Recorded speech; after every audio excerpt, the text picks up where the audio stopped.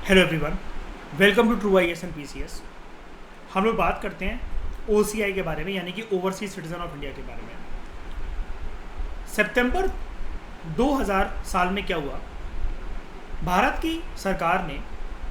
की सरकार की मिनिस्ट्री ने, स्पेसिफिकली अगर मैं बोलूँ तो मिनिस्ट्री ऑफ एक्सटर्नल अफेयर्स ने एक हाई लेवल कमेटी का गठन करा।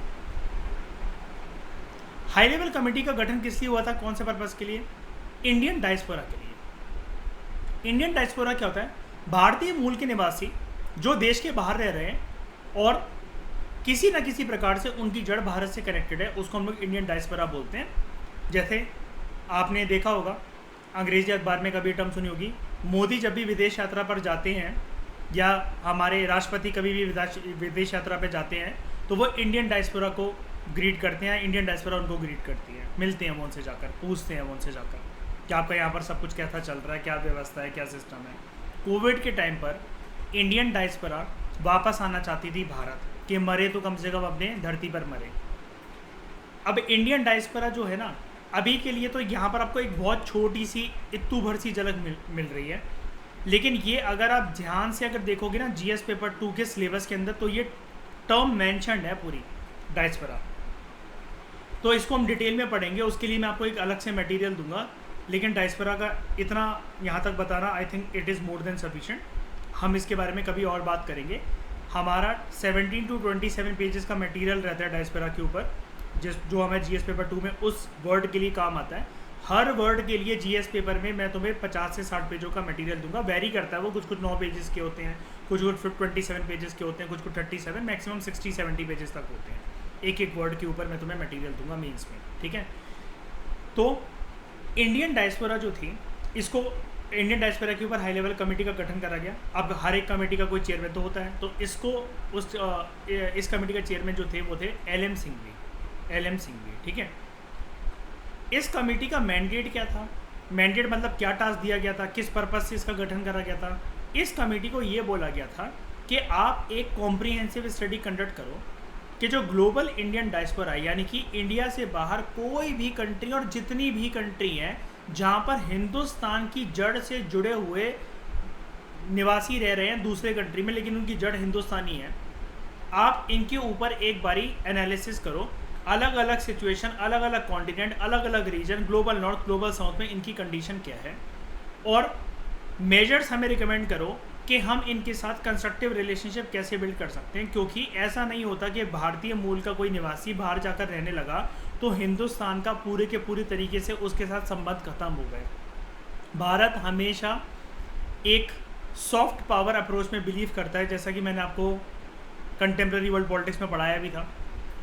तो ये डायस्पोरा को भी एक बहुत अच्छी चीज़ मानता है कि इनसे भी बहुत सारा लाभ हमें हो सकता है। एक फ़ायदा जो क्रिस्टल क्लियर दिखता है विदाउट एनी डिस्प्यूट, भाई कोई भारतीय मूल का निवासी बाहर रह के माइक्रोसॉफ्ट में, एप्पल में या किसी भी कंट्री के अंदर, सऊदी अरेबिया में तेल के खदानों में, गल्फ़ कंट्रीज़ में जाकर तेल के कुओं में, कहीं पर भी वो काम करने लगा, लेकिन उसकी फैमिली या कोई ना कोई हिंदुस्तान अगर रह रही है, तो सोचो ज़रा, अगर वो $1,00,000 कमा रहा है और वहाँ से $20,000 या $50,000 हर महीने अगर अपनी फैमिली को अगर भेज रहा है, तो वो हमारी जीडीपी में कितना ज़्यादा वो पैसा कंट्रीब्यूट कर देगा। क्योंकि उसकी फैमिली जो होगी, टूथब्रश, टूथपेस्ट, चड्डी, बनियान, ये जो जितनी भी चीज़ें होंगी, घर का राशन होगा, बिस्किट होगा, लेस के पैकेट होंगे, ओरियो बिस्किट होंगे, ये सारा पैसा अपने बच्चों की स्कूल की फ़ीस, रेंट, पानी का बिल, ये सारी चीज़ें वो हिंदुस्तान में खर्चा करेंगे। तो इसको हम लोग क्या बोलते हैं, एक मेजर सोर्स ऑफ इनकम जो हमारे पास जीडीपी को बूस्ट करने के लिए आती है,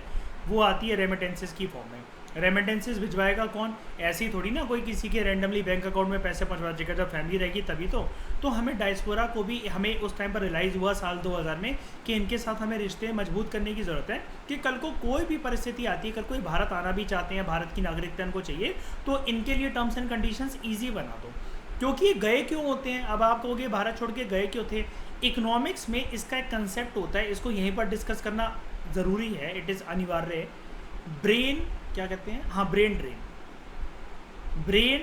ड्रेन अक्रॉस बॉर्डर्स। ऐसा माना जाता है हमारा देश ह्यूमन कैपिटल फॉर्मेशन करने के साथ साथ कुछ लोगों को अच्छी जॉब अपॉर्चुनिटीज़ उनकी काबिलियत के बेसिस पर देना भूल जाता है, हमारे देश में कमी है। तो लोग अपनी काबिलियत को ये देखते हैं कि मेरी काबिलियत की कदर कहाँ पर है। एक ऐसा रिलेशनशिप जहाँ पर मुझे बंदी से सिर्फ ह्यूमिलेशन मिल रही है और सब लोग मुझे बोलते हैं कि दिपांग तुम कितने प्यारे हो, तुम्हें तो देखते ही, तुम्हारी बातों को सुन के, तुम जिस तरीके से केयरिंग हो, तुम्हें तो किसी करने का मन कर जाता है। अब मुझे सबने जब ये समझाया तो फिर मैं ऐसे रिलेशनशिप में क्यों रहूं जहाँ पर मुझे जूते पड़ते रहते हैं। मैं कहीं दूसरी जगह पर नहीं जाऊँगा जहाँ पर मेरी कदर है। कोई ऐसी बंदी जो कि मतलब गोदी वोदी में लेटाकर गाना वाना सुनाए, लक्ष्मीकांत पढ़ रही है बैठ के, मैं उसकी गोदी में लेटा हुआ हूँ, ठीक है। तो लोग बाहर चले जाते हैं इस देश से निकलने के बाद। इसको हम लोग कहते हैं ब्रेन ड्रेन अक्रॉस बॉर्डर्स। इस कमेटी ने अपनी रिपोर्ट सबमिट करी साल 2002 में, 2 साल इसको लगे, जनवरी में इसने सबमिट करी। इसने क्या रिकमेंड करा? इसने रिकमेंड करा कि भाई साहब जो नागरिकता कानून 1955 है ना, इसमें संशोधन करने का टाइम आ गया, अमेंडमेंट करने का टाइम आ गया है, ताकि हम लोग जो हैं डुअल सिटीजनशिप ग्रांट कर सकें to the persons of Indian origin belonging to certain specified countries. Specified countries कौन सी? मतलब है तो सारी की सारी एनिमी कंट्रीज ही, लेकिन एनिमी कह रहा हूँ, सॉरी, एलियन कंट्रीज ही, लेकिन जो फ्रेंडली एलियंस हैं उनको हम लोग आराम से डुअल सिटीजनशिप के कंसेप्ट में इंक्लूड कर सकें। अब आप कहोगे ये चीज़ तो है ही नहीं। ये चीज़ ना, मतलब आप कहोगे हमने तो ऊपर टॉपिक फिर आपने पढ़ाया ही क्यों जब आपको ये बोलना था डुअल सिटीजनशिप। यहाँ पर हमने ये बकलोली क्यों करी? ये इसलिए करी बिकॉज यहाँ पर अमेंडमेंट के थ्रू ये चीज़ बोली जा रही है, और ये चीज़ सबके लिए नहीं है कि भाई मैं भी उछलता कूदता, यार मेरी ना, मैं दुबई की ट्रिप्स पर गया था, मालदीव्स गया था, वहाँ पर मुझे बीच पर इतनी सुंदर लड़की मिली और मैं अब उसी से शादी करके वहीं रहूँगा, ठीक है, और मैं भारत भी आता रहूँगा तो मुझे भी मिलेगी क्या डुअल सिटीजनशिप? भारत की सरकार तशरीफ पर लात मारकर भगा देगी ऐसे किसी पर्सन को जो ऐसी बातें करेगा। ये सिर्फ भारतीय मूल के वो लोग जो बाहर रह रहे हैं, person of Indian origin, PIO के लिए ये वाली जो संशोधन की डिमांड करी गई थी। तो हुआ क्या? इस कमेटी ने LM सिंघवी जी की अध्यक्षता में जो कमेटी बनी साल 2000 में सितंबर के महीने में, जब उसने अपनी रिपोर्ट दी न्यू ईयर पे 2002 में, तो नागरिकता कानून 1955 को संशोधित करने की बात करी गई कि मतलब उसमें अमेंडमेंट आना चाहिए। हुआ क्या? अकॉर्डिंगली नागरिकता संशोधन कानून 2023 आता है, 2003 आता है, सिटीजनशिप अमेंडमेंट एक्ट 2003 आता है, और उसमें एक प्रोविजन ये करी गई कि एक्विजिशन हो सकता है ओवरसीज सिटीजन ऑफ इंडिया का by person of Indian origin. अब कंफ्यूज मत होना, भारतीय मूल के जो लोग हैं यानी कि पर्सन ऑफ इंडियन ओरिजिन जो लोग हैं, वो अपना एक स्पेशल कार्ड बनवा सकते हैं OCI का, ओवरसीज सिटीजन ऑफ इंडिया वो हैं। और इसको शुरू में किसके लिए, कितनी कंट्रीज़ के लिए लागू करा गया? 16 कंट्रीज़। मतलब वो भारतीय जो इन्होंने एक लिस्ट जारी करी जिसमें 1 2 3 4 5 6 करते करते ऐसे 16 कंट्रीज़ थी। इन 16 कंट्रीज़ की लिस्ट में से जो भारतीय मूल के लोग हैं वो डुअल सिटीजनशिप का फ़ायदा उठा सकते हैं, लेकिन डुअल सिटीजनशिप मेंशन टर्म नहीं करा गया। उसकी जगह ये आया कि वो पर्सन ऑफ इंडियन ओरिजिन होनी चाहिए। ऐसा नहीं हम किसी को भी उठाकर ले आए उस कंट्री से कि ये मेरा दोस्त है और इसको भी दे दो लगे हाथों, ऐसा नहीं होगा। सिर्फ तुम्हें ही मिलेगी और तुम्हारी जड़ जो होनी चाहिए भारत से जुड़ी होनी चाहिए। तो तुम्हारा डुअल सिटीजनशिप का कार्ड नहीं बनेगा। कार्ड का नाम था ओवरसीज सिटीजन ऑफ इंडिया, ये होता है OCI। शुरू में कितनी कंट्रीज़ के लिए दिया गया? प्रीलिम्स में क्वेश्चन बन सकता है, 16 कंट्रीज़ के लिए दिया गया जो स्पेसिफाइड करी गई, लेकिन पाकिस्तान और बांग्लादेश को नहीं दिया गया। यानी कि अगर उधर भारतीय मूल का कोई बंदा रह रहा है, बंदी रह रही है, या उनका वो है, तो उनको नहीं OCI का कार्ड दिया जाएगा, ठीक है, उनका नहीं बनेगा OCI का कार्ड, चाहे भले ही वो जितना भी प्रूव करते हैं इस बात को। तो डुअल सिटीजनशिप का कंसेप्ट जो शुरू में आया सिटीजनशिप अमेंडमेंट एक्ट 2003 के साथ, आप देख रहे हो ऑलमोस्ट कितना कहूँगा मैं से 48 ईयर्स के बाद ये अमेंडमेंट जो होती है 1955 में आते आते 2003 तक आते आते 50 साल की ऑलमोस्ट जब ये अमेंडमेंट होती है, तो यहाँ पर 16 कंट्रीज़ को स्पेसिफाई करा गया और डुअल सिटीजनशिप का कंसेप्ट आता है। लेकिन डुअल सिटीजनशिप का concept as such crystal clear नहीं लिखा गया, क्योंकि हमारे देश में तो सिंगल सिटीजनशिप फॉलो होता है। ये सिर्फ एक स्पेशल कैटेगराइजेशन बनाई गई OCI के नाम से PIO के लिए, यानी कि पर्सन ऑफ इंडियन ओरिजिन के लिए। यहाँ तक किसी को कुछ पूछना तो पूछ लो। हर्षप्रीत कुछ पूछना है यहाँ तक? Misbah, Ragini?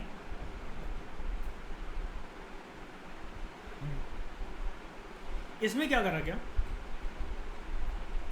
It also omitted, निकाल दिया गया, जड़ से उखाड़ कर फेंक दिया गया सारे के सारे वो प्रोविजंस जो कि रिकॉग्नाइजिंग थे और रिलेटेड थे कॉमनवेल्थ सिटीजनशिप से फ्रॉम द प्रिंसिपल एक्ट। यानी कि जो ये जो शुरू में याद है आपको कि मैंने बताया था आपको कि आपके घर वालों को भी नहीं पता होगा ये वाली चीज़, कॉमनवेल्थ और सिटीजनशिप की नागरिकता भी है हमारे पास। और ये वाली बात अब मैं दोबारा तो रिपीट करने नहीं वाला। आई थिंक आपको ये अब पता है कि ब्रिटिश कॉमनवेल्थ ऑफ नेशंस क्या था। ओरिजिनल एक्ट, हाँ, तो ये जो प्रिंसिपल एक्ट ओरिजिनल एक्ट में जो चीज़ कॉमनवेल्थ से रिलेटेड लिखी गई थी ना, इस लाइन का ये मतलब है, ये जो इतनी टफ अंग्रेजी जो बोल रहा है ना ये बकरा है, इस लाइन का ये मतलब है कॉमनवेल्थ के सिटीजनशिप से रिलेटेड XYZ कोई भी बातें थी ना, कोई भी बातें, उसको पेजों से उखाड़ कर फेंक दिया गया। पुराने वाले ओरिजिनल सिटीजनशिप अमेंडमेंट एक्ट 1955 में जो भी बातें लिखी गई थी, अब जो ये अमेंडेड होकर आ रहा है साल 2003 में, इसको निकाल कर उखाड़ कर फेंक दिया गया है। कॉमनवेल्थ के अब कोई क्राइटेरिया नहीं है कि ऐसा नहीं होना चाहिए ब्रिटिश कॉमनवेल्थ ऑफ नेशन जो कंट्रीज़ हैं हम उनको भी ये देने लग जाएं, तो उसमें तो फिर पाकिस्तान भी दिखेगा हमें, और भी कंट्रीज़ दिखेंगी जो हो सकता है एलियन कंट्रीज़ होने के साथ साथ हमारी एनिमी कंट्रीज़ हो। तो हमने कहा भाई ये लिस्ट हमने डिसाइड करी है 16 कंट्रीज़ की शुरू में, ये भारत की सरकार डिसाइड करेगी कि उसे किसे नागरिकता देनी है PIO को OCI का कार्ड बनाकर और किसे नहीं देनी है। तो उन्होंने मिनिस्ट्रीज़ में मिनिस्टर्स ने चर्चा हुई होगी, सीनियर IAS ऑफिसर्स वगैरह ने, सेक्रेटरीज वगैरह ने समझाया होगा मंत्रियों को, जो उस टाइम पर यूनियन मिनिस्टर होंगे, यूनियन फॉरेन मिनिस्टर, कि सर जी ये कॉमनवेल्थ वाला ये क्राइटेरिया निकाल दो, कन्फ्यूजन पैदा कर सकता है। जब 16 कंट्रीज आपने डिसाइड कर ही ली है तो इनको हटा दो इस क्राइटेरिया को। उन्होंने हटा दिया, निकाल दिया। बाद में क्या हुआ, सिटीजनशिप अमेंडमेंट एक्ट आता है, 2 साल के बाद एक और अमेंडमेंट होती है 2005 में। यहाँ पर क्यों ये अमेंडमेंट, अब अमेंडमेंट में कुछ इंक्लूड एक्सक्लूड करा गया होगा।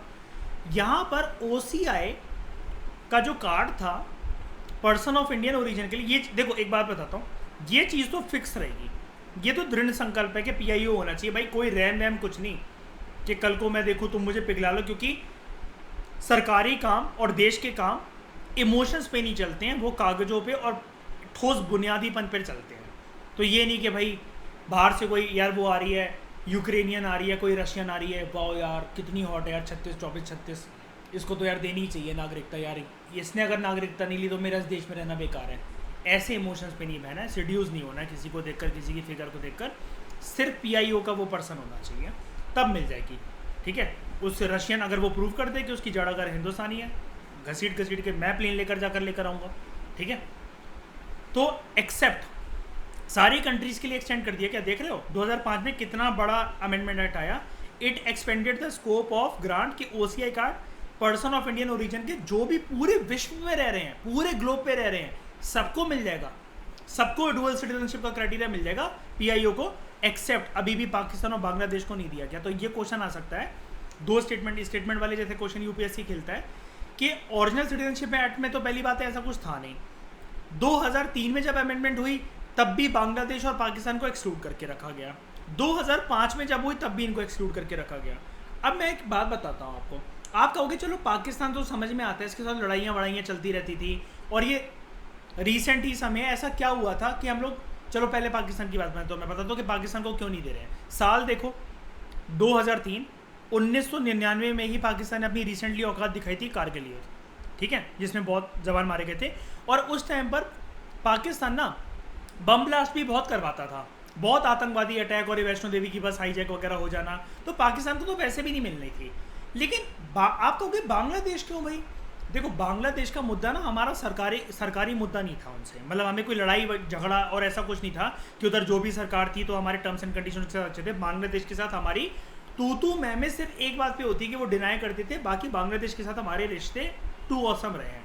मतलब बांग्लादेश हमेशा एक ऐसा रहता है इंडिया के साथ कि जैसे मतलब मान लो मैं दुनिया में कहीं भी किसी लड़की से ठोकर खा के आ जाऊँ, लेकिन एक दरवाज़ा, एक बंदी होगी मेरी लाइफ में जिसका हमेशा खुला रहता है, वो हर्ट हो जाएगी, कुछ भी हो जाएगी, मुझे जाता हुआ देख लेगी कि मैं दूसरी बंदियों के पास जा रहा हूँ, लेकिन वो मुझे कभी डिनाई नहीं करेगी कि मुझे दीपांग के साथ नहीं रहना, एक दरवाज़ा तो हमेशा खुला रहता है। ऐसी बांग्लादेश है हिंदुस्तान के लिए। तो बांग्लादेश जो है ना, यहाँ पर दिक्कत क्या थी याद करो, 1971 से आते आते ना 1980s और 90s का जो समय था उसमें याद है असम अकॉर्ड के बाद ये डिमांड बहुत बढ़ गई थी कि लोकल असामीज ये चाह रहे थे कि बांग्लादेशी रेफ्यूजीज़ को जो आए थे ये 1971 के वॉर में आइडेंटिफाई करके वापस भेज दो।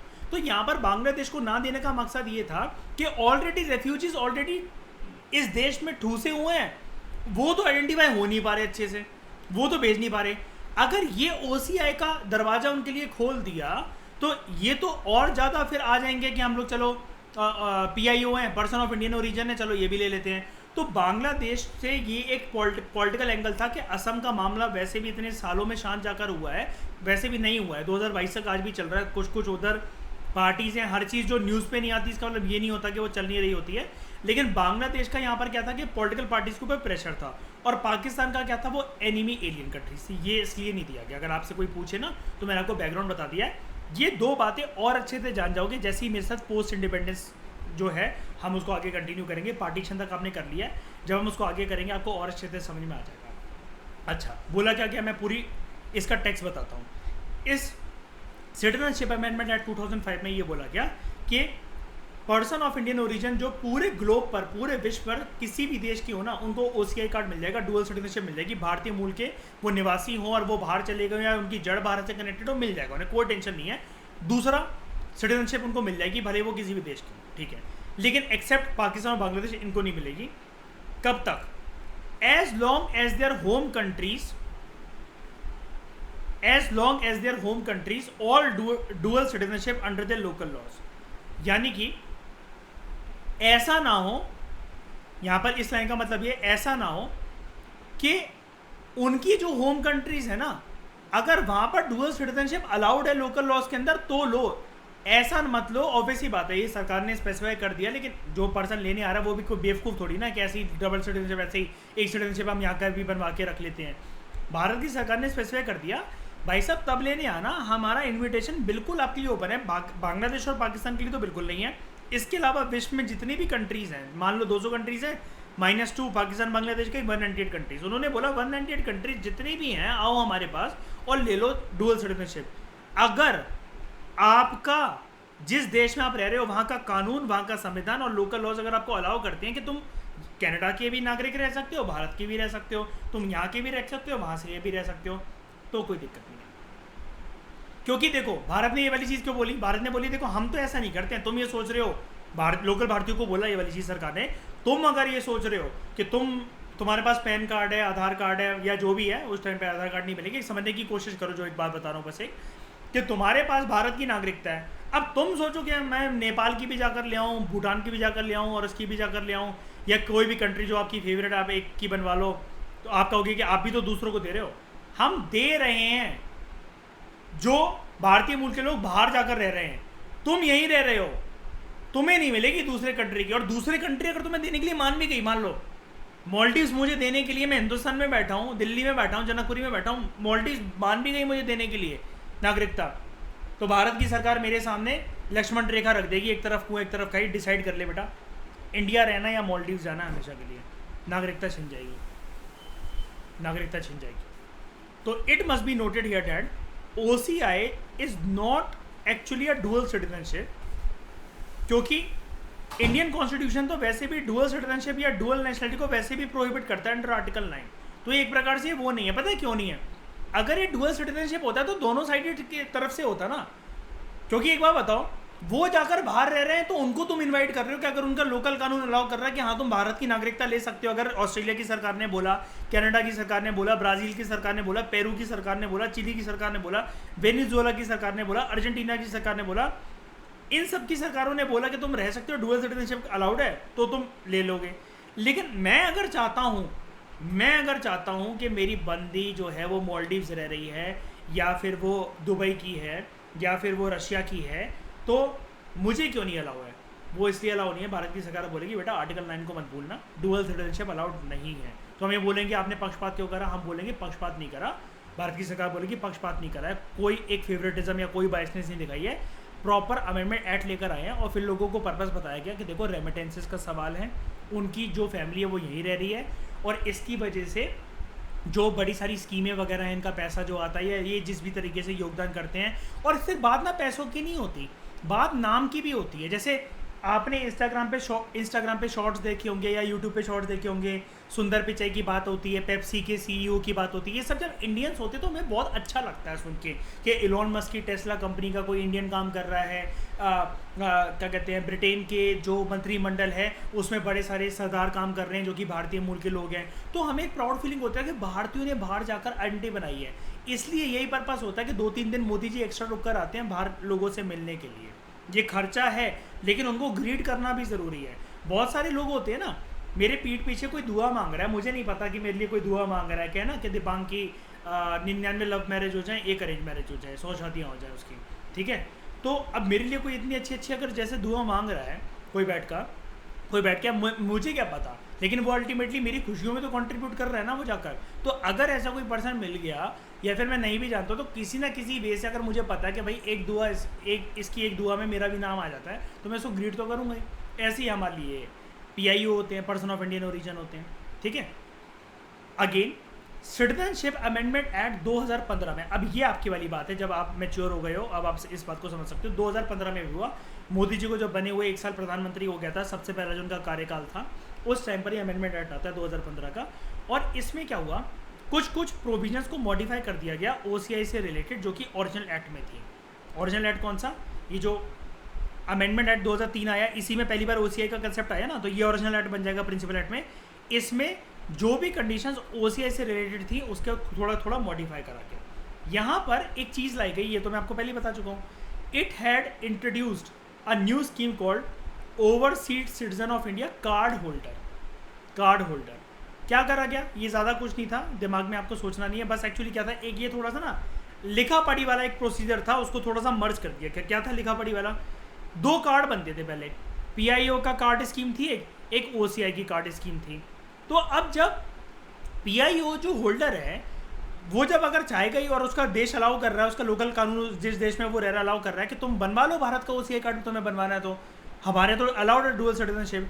तो ये डबल कार्ड लेकर फिर वो भारत लौट कर आए, यहाँ के उनकी एम्बेसी में कॉन्टैक्ट करें, ये करें, इस तिगड़म को अवॉइड करने के लिए एक सिंगल कार्ड बना दिया कि overseas citizen of India card holder, के अगर ये किसी के पास कार्ड है तो मान लिया जाएगा कि भैया वो PIO कार्ड स्कीम का होल्डर भी है। ऑब्वियसली बात है, तभी तो बना होगा, ऐसी थोड़ी ना OCI का कार्ड बन जाएगा, ठीक है।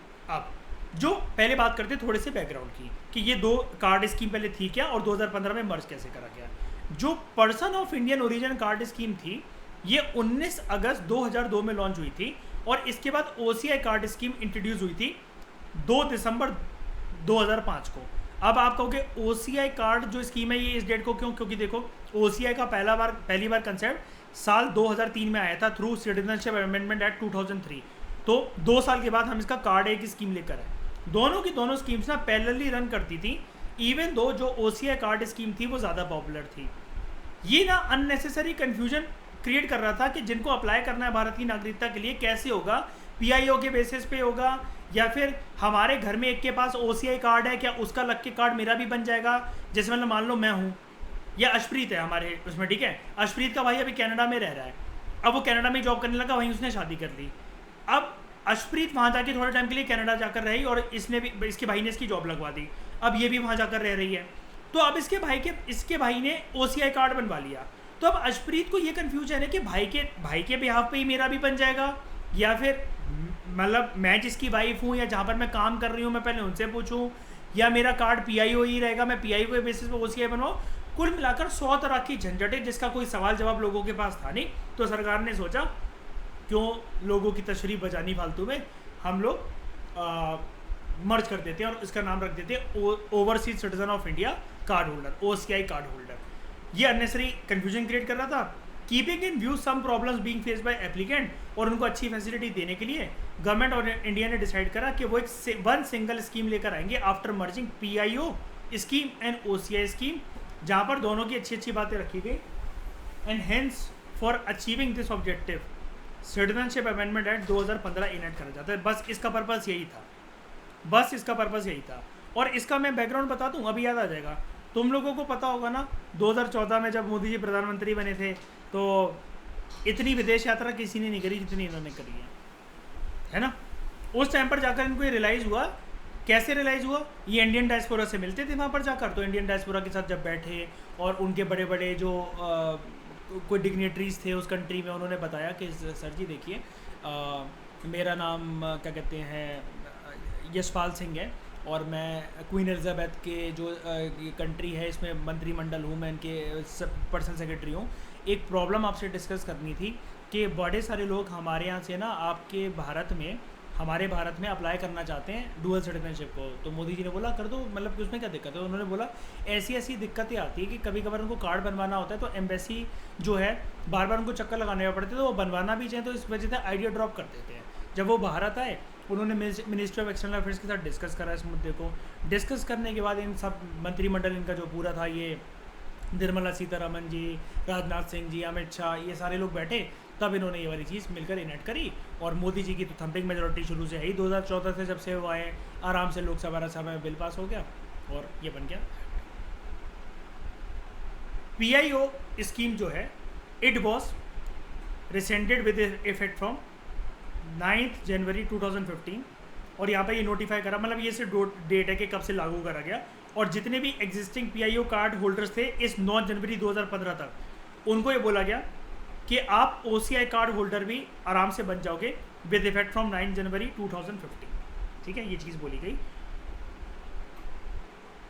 तो ये चीज़ एनुअल रिपोर्ट 2015-16 में मिनिस्ट्री ऑफ होम अफेयर्स ने भी पब्लिश करी, यानी कि याद है मैंने बताया था गैजेट नोटिफिकेशन सरकार का काइंड ऑफ यही है वो एक तरीके से। ठीक है, जो सिटीजनशिप अमेंडमेंट एक्ट 2015 जो आया उसने नोमेनक्लेचर का मतलब होता है, अगर आपको ना पता हो, नोमेनक्लेचर का मतलब होता है नेम। जो नेम था ओवरसीज सिटीजन ऑफ इंडिया का, इसको रिप्लेस कर दिया और यहाँ पर बोला गया overseas citizen of India card holder. और इसके अंदर कुछ प्रोविजंस लाए गए प्रिंसिपल एक्ट के अंदर। प्रिंसिपल एक्ट मतलब जो मेन एक्ट था 2003 का जो एक्ट था, ये वाला मेन एक्ट था, इसी के अंदर पहली बार बात हुई थी ना OCI की, इसको बोला गया यहाँ पर प्रिंसिपल एक्ट। ठीक है, उसके अंदर कुछ प्रोविजंस है। अब वो प्रोविजंस क्या थे इसको हम डिस्कस करेंगे नेक्स्ट लेक्चर में। Thank you very much for discussion.